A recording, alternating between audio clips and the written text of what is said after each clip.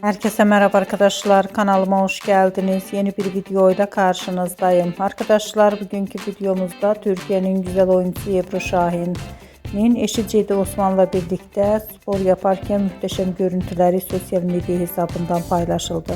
Ben de bu görüntüleri sizler için YouTube kanalımda video halinde sunuyorum. Umarım beğenirsiniz.